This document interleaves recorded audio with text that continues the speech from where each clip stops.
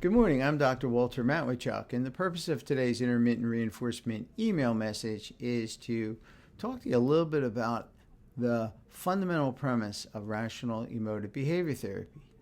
REBT argues that when we hold strong desires, it is our nature to transform these desires into rigid and absolutistic attitudes. We sometimes refer to these as musts or demands.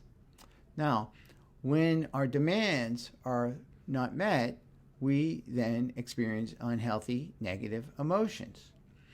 Rebt theory says that humans have two competing tendencies or biological predispositions. One, to escalate their desires into rigid absolutistic musts, a self-defeating side, if you will, and another biological predisposition to reverse that process, to undermine our rigid ideas, to hold flexible ideas that allow us to adapt to reality as it is, even when our strongest desires are thwarted. In today's email message, I talk about the process of identifying your unhealthy reaction and then taking steps to undermine it and restore a healthy negative emotional state. What I'm trying to show you is that the attitudes that you're attempting to cultivate, the flexible and non-extreme attitudes, are relatively weaker, and you're going to have to work very hard when a strong desire is thwarted. Nevertheless, it is possible. The reason to do this hard work is because we will inevitably face in life thwarted desires, unfulfilled desires, losses, and failures. And if we learn the process of flexible thinking and how to transform a rigid attitude into a flexible one, we will learn a process of adapting emotionally to the adversities of life.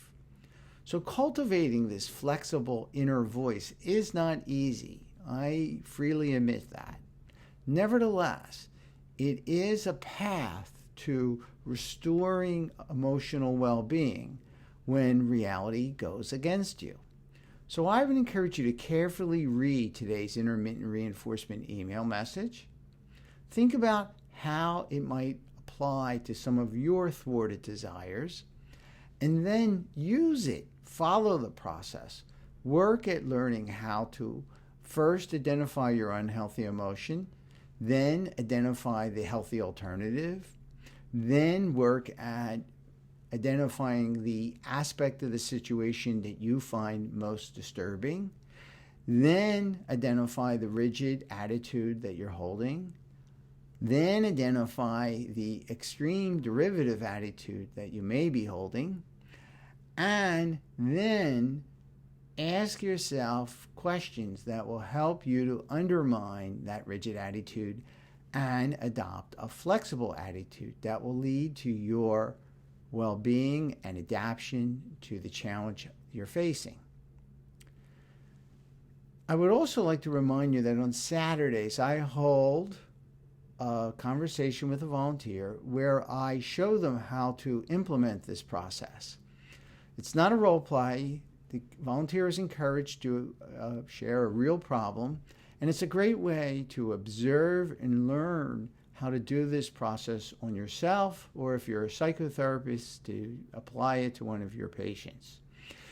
The invitation is free. It's on Zoom. It's at 9 a.m. on Saturdays in the East, which is 2 p.m. in the UK, 5 p.m. in Moscow, and 7:30 in India. I encourage you to join us. I'm doing this every Saturday, and I would encourage you to volunteer or to encourage someone you know who is having an unhealthy emotional reaction to volunteer.